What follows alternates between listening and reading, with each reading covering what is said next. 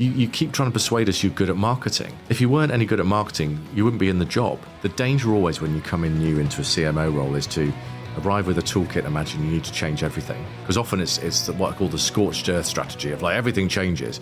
And that's wrong, because actually there's often in so many businesses, amazing things already going on. And I think as a marketer, our gift is storytelling. Our gift is how do we show that world that we want people to see, that real, dynamic, vibrant UK. Ladies and gentlemen, welcome back to the Uncensored CMO, the first edition that is also available as a video and audio appearing on YouTube. So if you happen to be watching this on YouTube, please click subscribe. Now, back to this week's episode. I'm very pleased to be joined by a top 100 CMO, none other than Pete Markey from Boots. Peter's had an amazing career. He's done a lot. He's achieved a lot. And Boots have done some brilliant work over the last 2 or 3 years, fighting recession and COVID. And in fact, they've been nominated as Brand of the Year, not just by Marketing Society, but also Marketing Week. So this is a great example of a CMO at the top of their game. And what I love about Pete is he's very open and honest about what it takes to be a great CMO. He's got a brilliant track record, and he's very generous with his, with his advice. So this is a really great episode. You'll learn a lot from Pete about how to be a great marketer and how to cut it at the very, very top of your game. So without further ado, let's get into my episode with Pete Markey. And so, Pete, welcome to the show. Thank you, John. I'm honoured to be here then for the first of this new experience. Yeah. There you go, guest number one. And producer James was very kind, actually, because he got me this lovely award here just to celebrate becoming the world's #1 marketing podcast by Jon Evans. Fantastic. So the only podcast. The only podcast, but anyway, but now an award-winning one indeed, too. Indeed. Yeah. So awarded by myself. But we'll come back to awards, of course, in the episode, because you've won a few in your time, and it'd be good to talk about those. Now, of course, it's Christmas.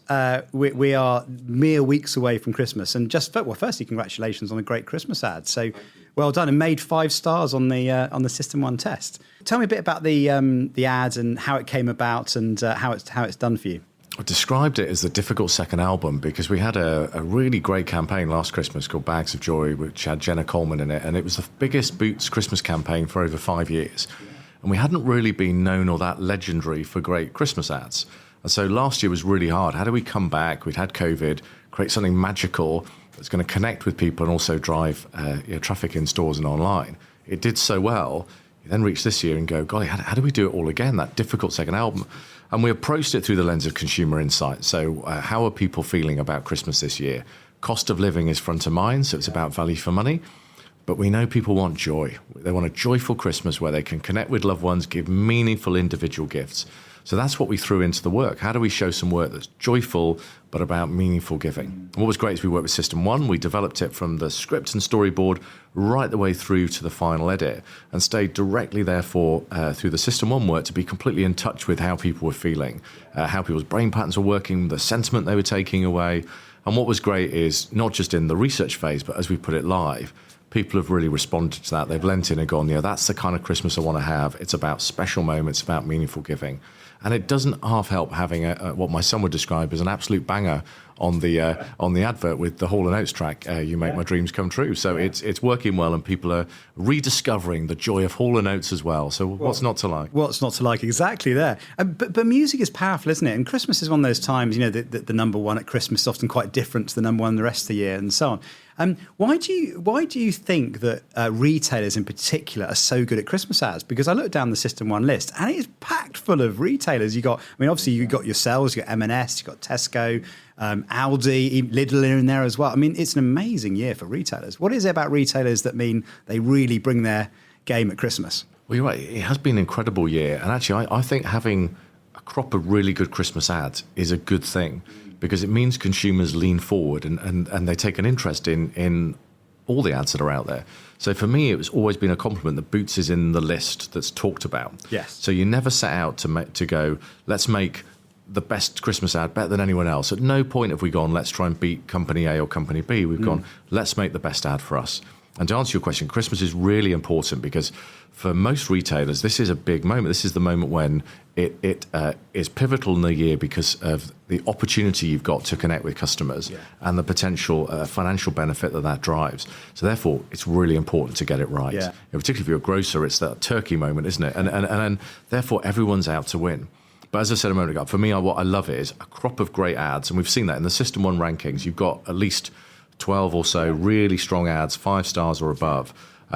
That's got to be a good thing for people leaning in, and also it makes people feel more festive, which means they feel like shopping. So it's great. So that's a win-win for everyone. Well, it's funny. It's one of those funny things, actually, that we've been talking a lot about System 1 is that obviously we're facing tough times, right? Cost of living crisis, war in Ukraine, global uncertainty, inflation. There's a lot of challenges, aren't there, that we're facing as a society. And often advertisers ask us, well, do they need to kind of lean into that and do they need to reflect it?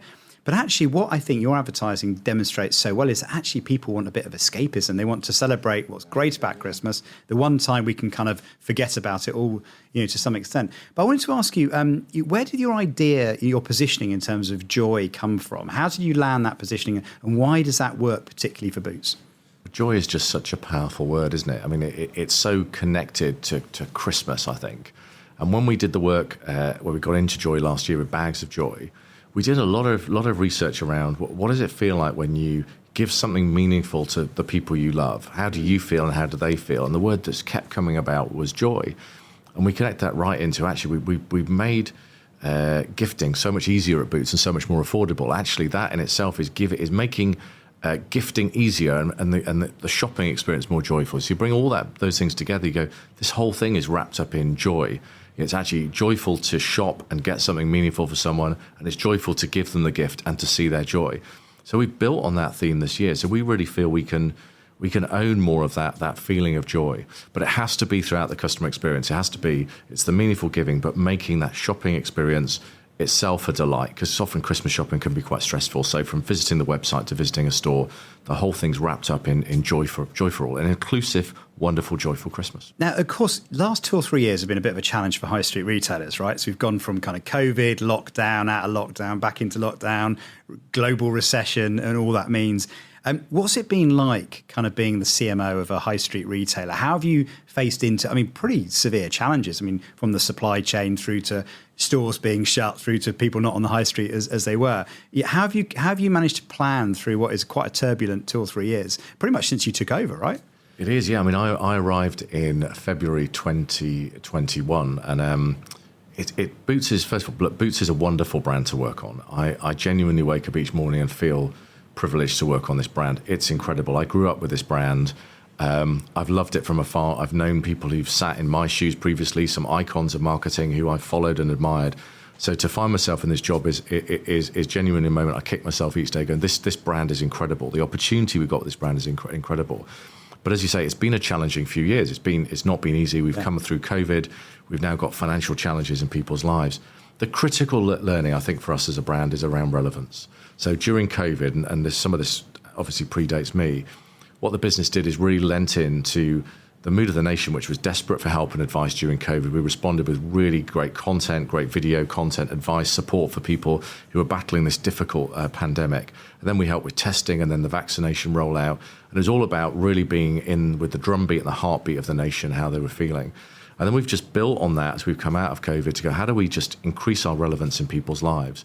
We had a moment, the biggest first campaign I worked on, we actually called Phoenix, which was summer 2021. And the insight from that was people wanted to emerge from lockdown and feel good as new again. And we'd done a whole bunch of things that were brand new and exciting. We'd almost rebuilt the business during COVID.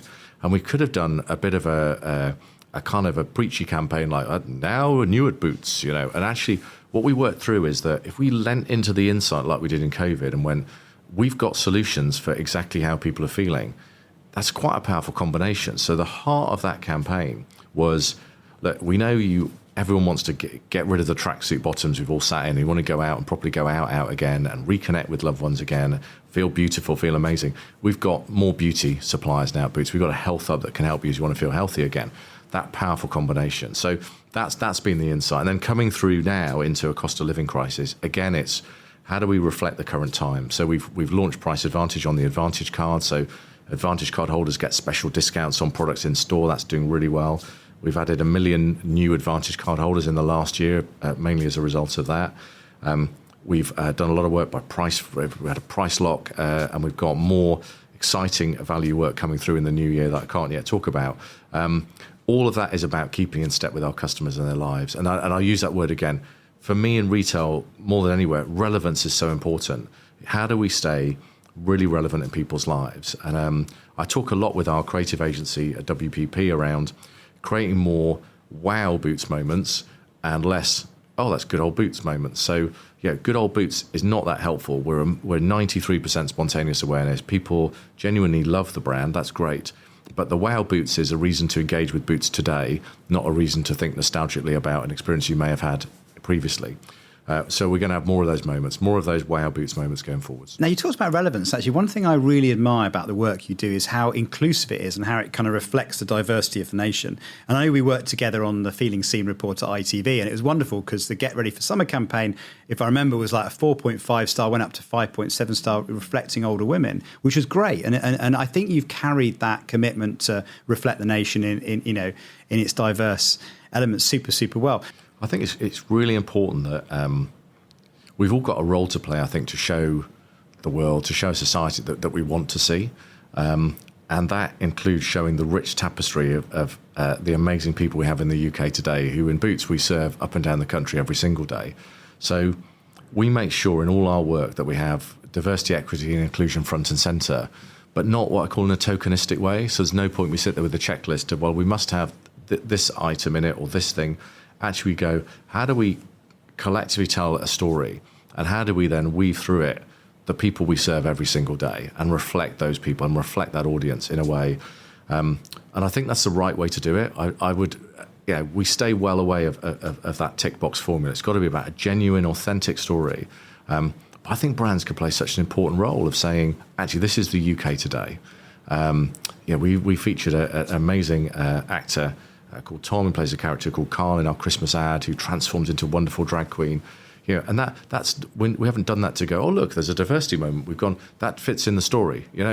He's wonderful. He does drag outside of the advert in real life, and we've produced a moment that is wonderful and magical, but without having to go, oh look, there's our diversity moment, or it's part of the story, it's part of the narrative. And I think as a marketer, our gift is storytelling. Our gift is, how do we show that world that we want people to see, that real, dynamic, vibrant UK, which is rich and diverse. It's wonderful.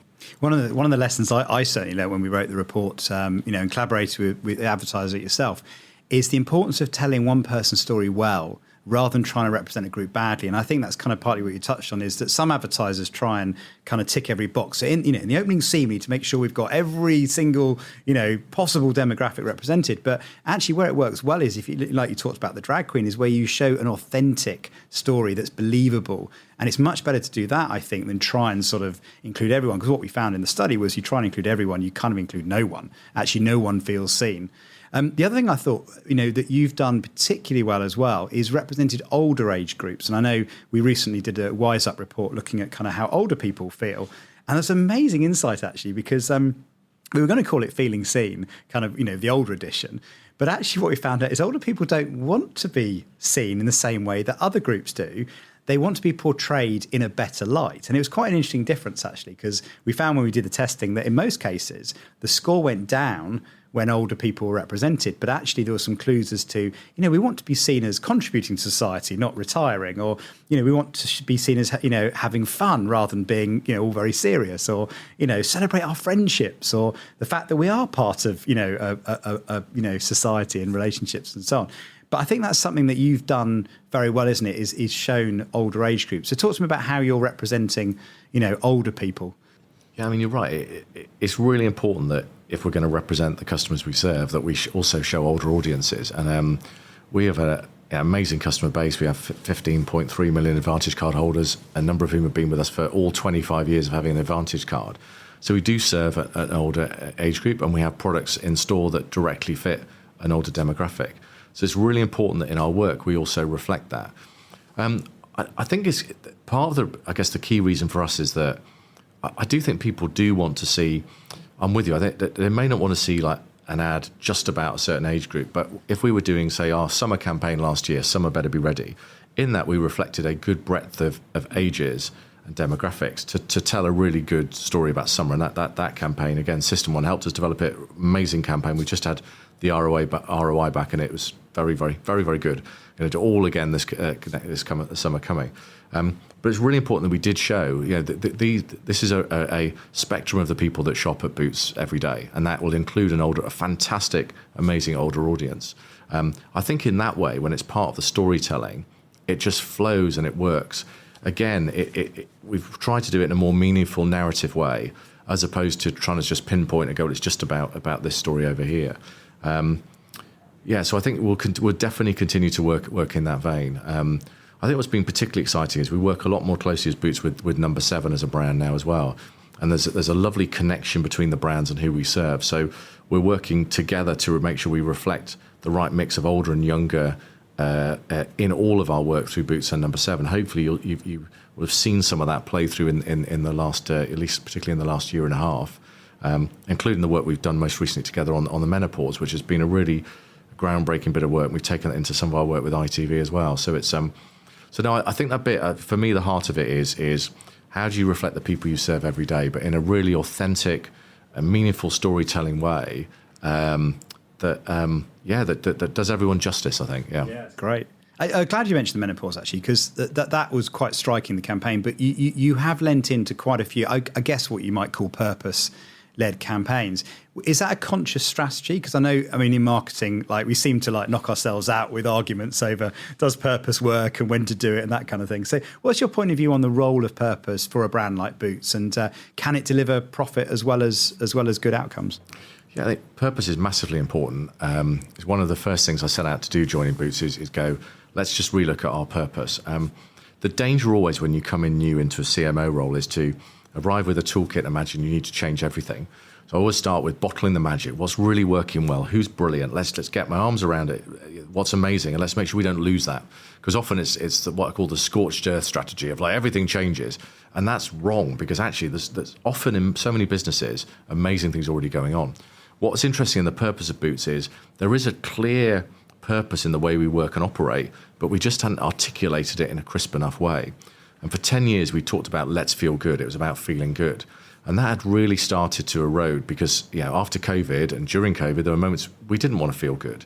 We work with Macmillan. We have people coming in stores who are having chemotherapy, battling cancer, amazing people. And you can't say, let's feel good. There's moments you go, actually, it's okay if you're not feeling good, but we can help here, here, and here.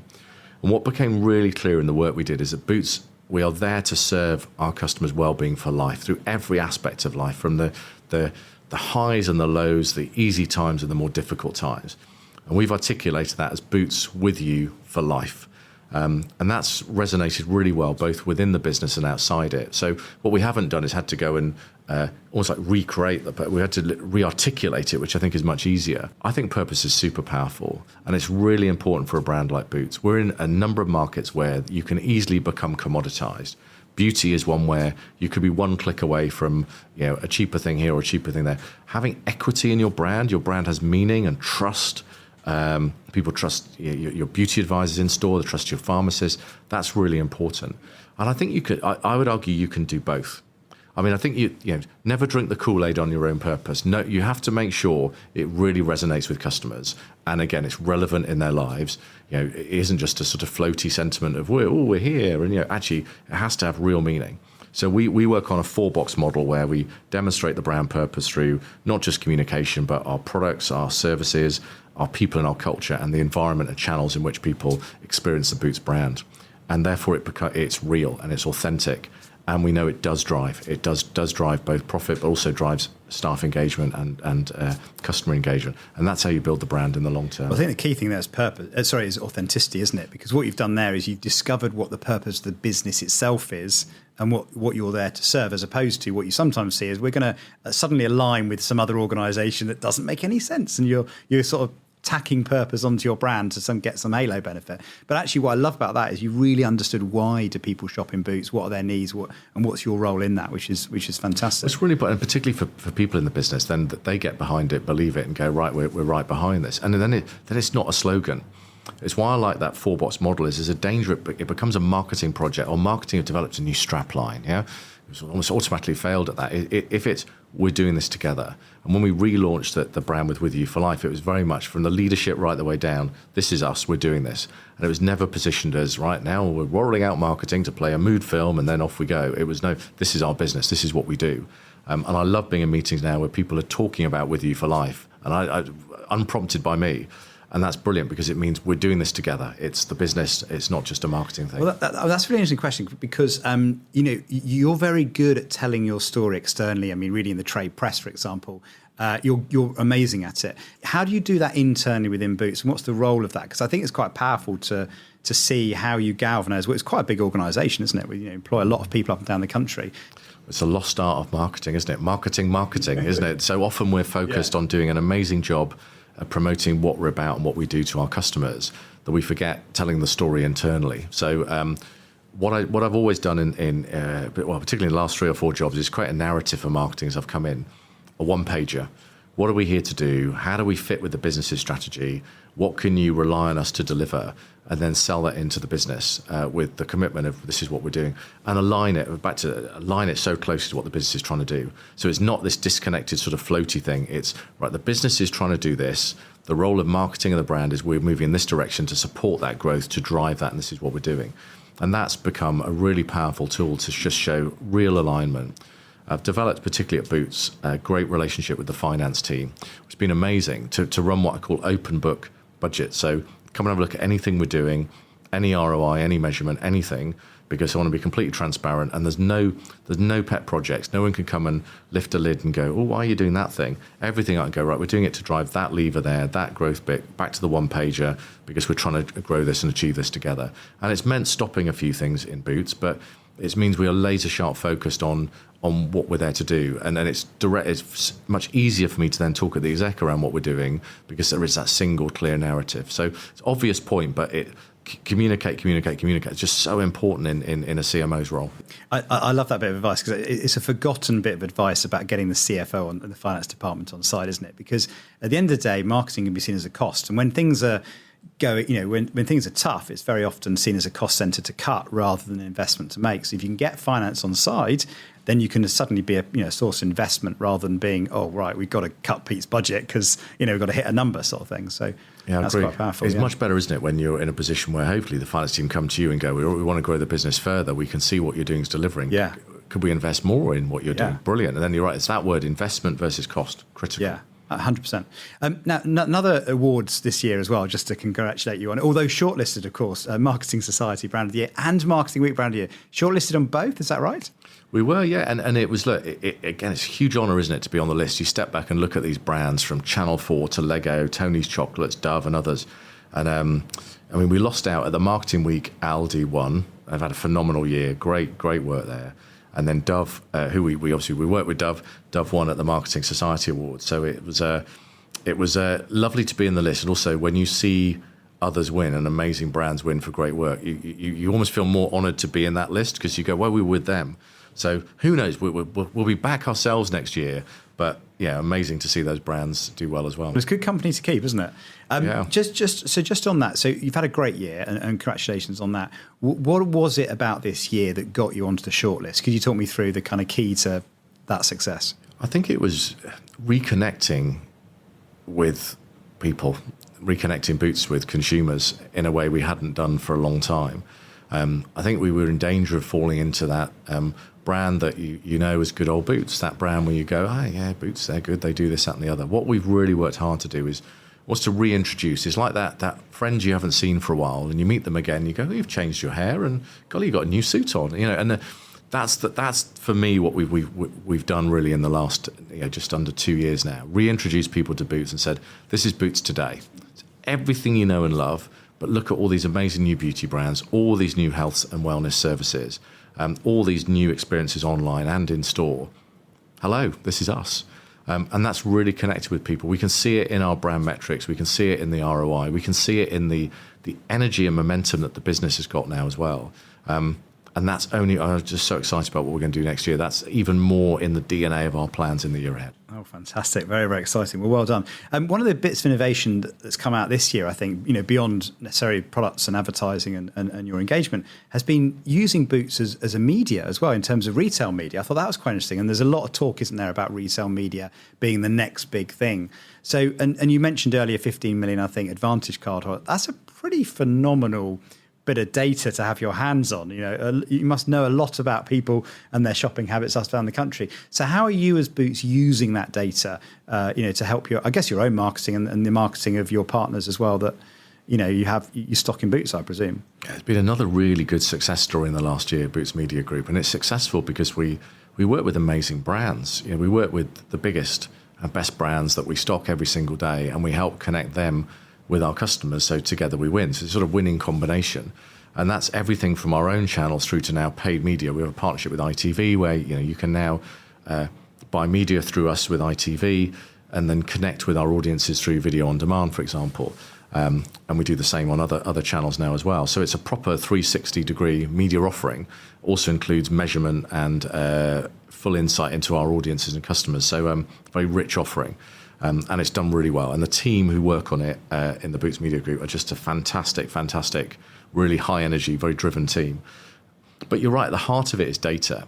And it's something we never take for granted, is that the trust people have in the brand is something that we will always view as sacred and special.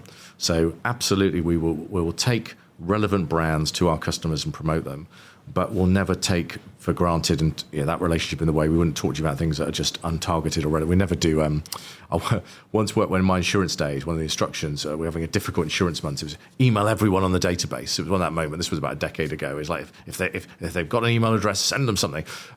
We clearly never do that. It's all about focus, targeted, back to relevance again, and that's why it works for us and suppliers. And it's why I think we've regrown the Advantage card base, because people realise they've got trust in the brand.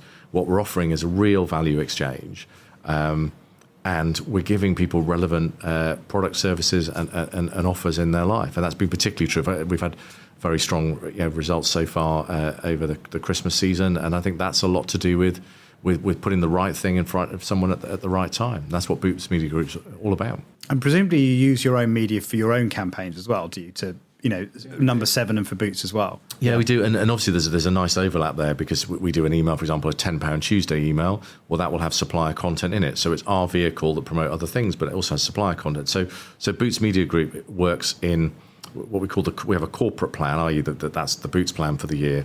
And more our activities with Boots Media Group just slots into that. Love Island being a great example. So if a plan for Love Island, that's part of what we do, but suppliers get involved with Love Island as well, and we feature amazing supplier brands in the Love Island villa. It's all about bringing those plans together. I noticed that the last couple of things I saw on your LinkedIn, you had your Christmas campaign, which is getting a lot of love from Time Out, and obviously you made the System 1 charts as well. And then there was Black Friday as well. So it was a perfect example of long and the short happening at the same time, sort of big brand building efforts and really strong call to action. So how's Black Friday for you? And how did you make the most of that retail event to sort of drive people into Boots?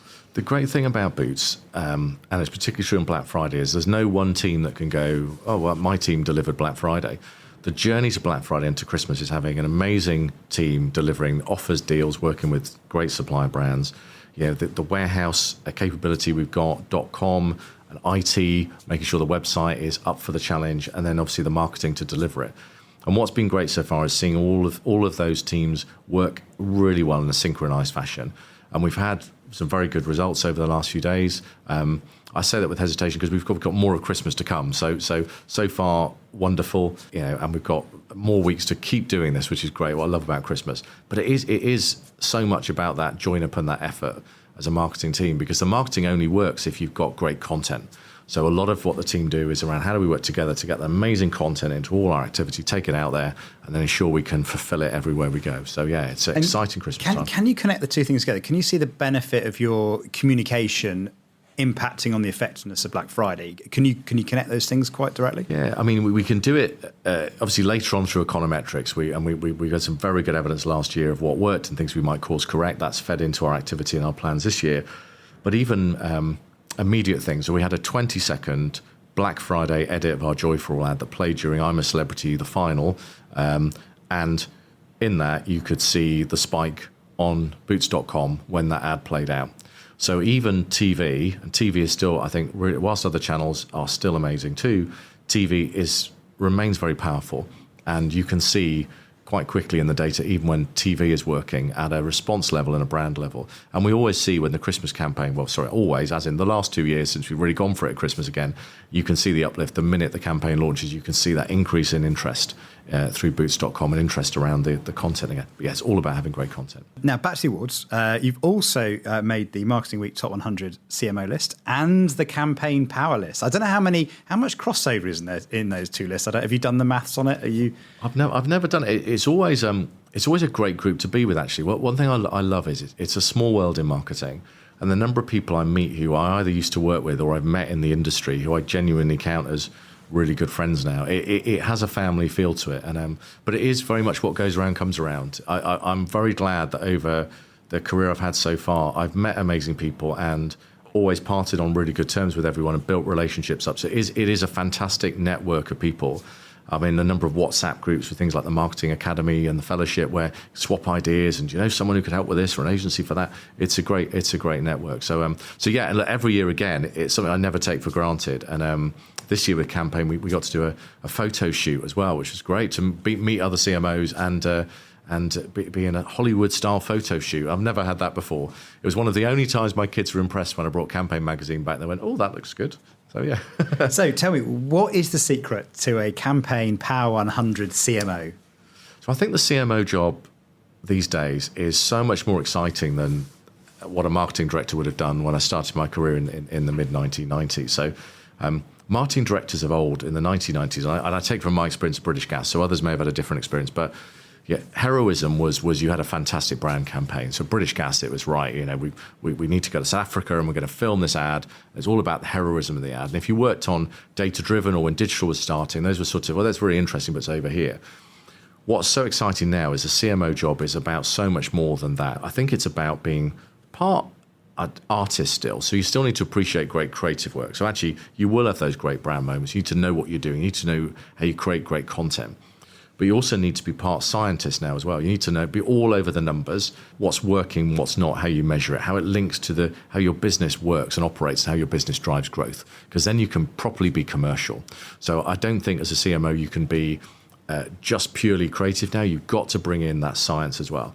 And then you asked me this brilliantly a moment ago. You need to be part, I think, almost like a voice of marketing in the business. You need to be a champion within that business to champion and communicate what you're doing and what you're about. Because if the business is spending or investing money in what you do, you need to be super clear what it's doing and the value it's driving and the difference it makes, particularly during challenging times like we're facing into collectively as a nation at the moment. I think it's fascinating people's perception of what a CMO does versus what they actually do. I remember being asked it when I was doing a CMO role on Lucasade, and I said, well, actually, what I do annual plans, I do people planning, I do strategy, I do commercial, I have to go and present to Tesco and Boots as well, or I might be doing pricing.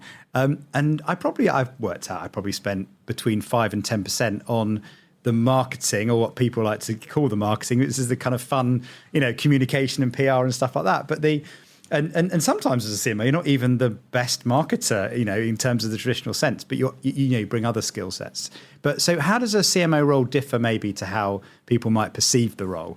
There are those moments, aren't there, when you kick yourself and you go, wow, I'm now here filming this Christmas ad and it's amazing, and filming it in September. But you're right, those moments aren't in the job all the time.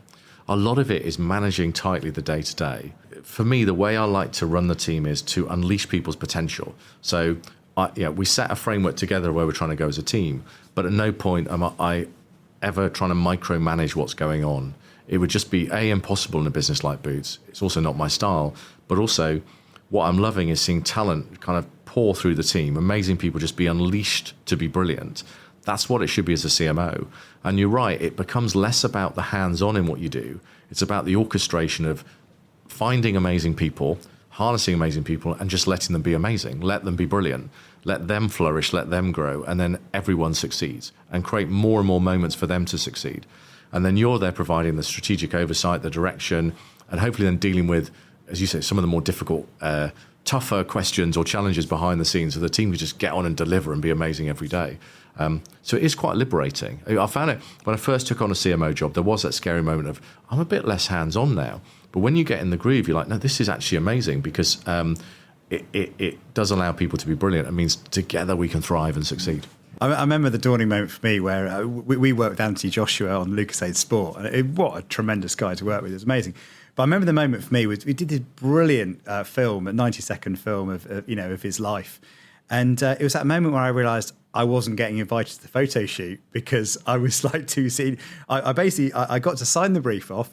I got to pay for it, and then I get to do the internal comms, but I didn't get the fun of actually I think I might have got invited to the editing suite for the final edit. That was, I think I almost forced my way into, can I take part? But it's that switch, isn't there? As you realise you go from the practitioner, the person that's making the work, doing the campaign, developing the MPD or whatever. And then your role changes quite dramatically, doesn't it? Where it's more about the team, it's more about the strategy, it's creating permission for other people and that sort of thing. It's quite different. I saw this post the other day, actually. I thought it was quite funny that people were saying, well, there's 4 Ps for everyone, but there's 6 Ps for the CMO, and the extra 2 Ps are politics and persuasion. And I thought, that's about right, actually, isn't it? Because you're navigating the organisation, you're representing marketing, navigating the organisation, and trying to persuade people like you do with the CFO rather, to make stuff happen. It's a big part of the role, isn't it? It's huge. And I in my insurance days, I was doing a global CMO job, and I would go to the board once every 2 months to share our progress. And I thought, I wasn't cocky, but I thought this is going all right. And I was being mentored by someone, and I went to him and said, how's it going? And I expected him to go, oh, it's such all right, Pete. And I said, you know what, Pete, actually, you keep trying to persuade us you're good at marketing. If you weren't any good at marketing, you wouldn't be in the job. You need to show us you're a great, bigger leader. And it really struck me that, you know what, actually, when you get to that CMO level, people aren't there going, does he know what he's doing in marketing? They're there for your wider contribution to the business. So part of also the CMO role, and I think at any point you get to a certain level in a business is you've got a wider contribution. So what's your voice on diversity, equity and inclusion, HR and culture, the direction IT is going in, where are we going operationally, what products we sell, what brands, you need to have a voice on all those bits. You don't sort of sit and go around the table and go, I'm just waiting for the marketing bit. Actually, you've got a voice on everything because marketing isn't always going to be on the executive agenda. So true. I remember the first time I was on a board, actually, and I looked at the agenda on our first board meeting, and there was 45 minutes at the end of the day for the marketing update. I was like, oh, what am I going to do for the other 7 hours of the day? And then you realise it was kind of people issues, or the factory's broken down, or we've got an insurance issue, or what's our 5-year strategy, and where are we with talent, and a range of fascinating. How do we finance the business, and we're running out of cash, and our loan notes are expiring, and we've got to go to the bank, and it's incredible. Actually, you realise that you suddenly become involved in the business. Really not marketing. As you say, you represent marketing, but you're actually in the business, running the business. It's quite a change, isn't it? And I think anyone that I've ever coached or talked to about that step up, it's always been about the non-marketing skill sets. Do you understand finance? Can you build teams? Can you kind of address business issues and contribute?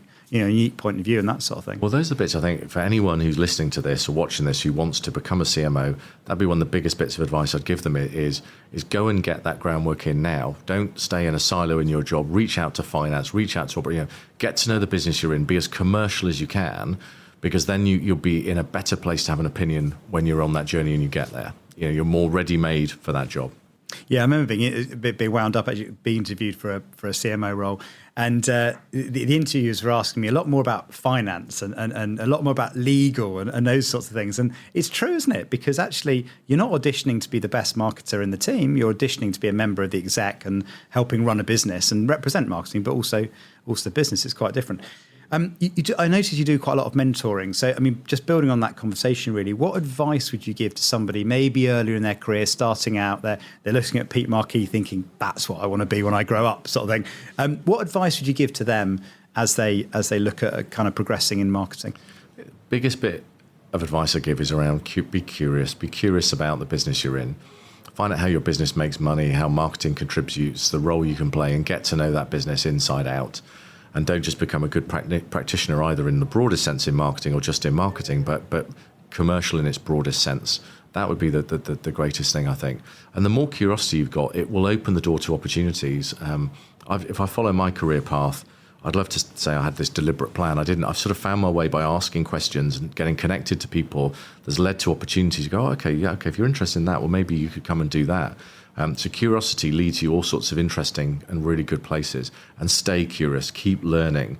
I also think things like Mark Ritson's mini MBA is brilliant. The Marketing Academy, if you can get on their scholarship or then the fellowship is brilliant. The Marketing Society do a great leadership program. So get in the slipstream, getting into those bits, build that network up, meet people, be curious about the business you're in, and just keep learning. I did an MBA about 10 years ago. That was also amazing because just a chance to get to know how a business operates, nuts and bolts.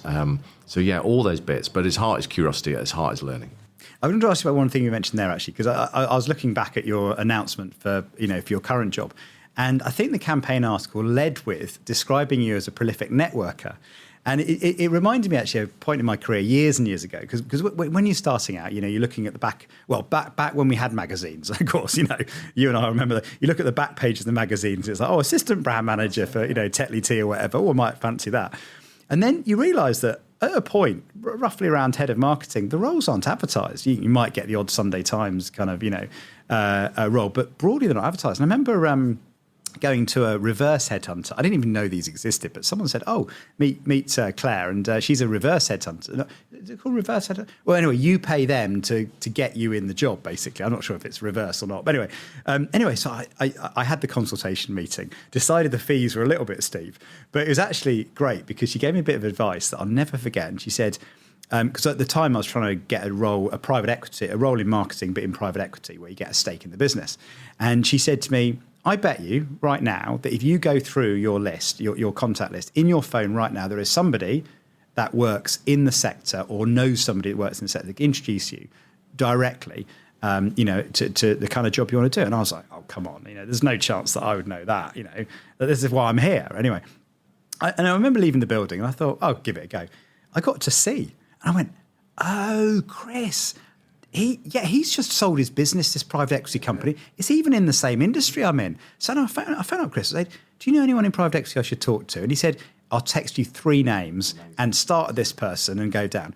2 weeks later, I had a job, and it was the first contact on his list. It's incredible. It was insane. Yeah. But because Chris introduced me to Oliver, and there was that, Chris is going, you've got to meet John. He's a good guy. He knows what he's doing. He knows the sector. He's the right kind of profile.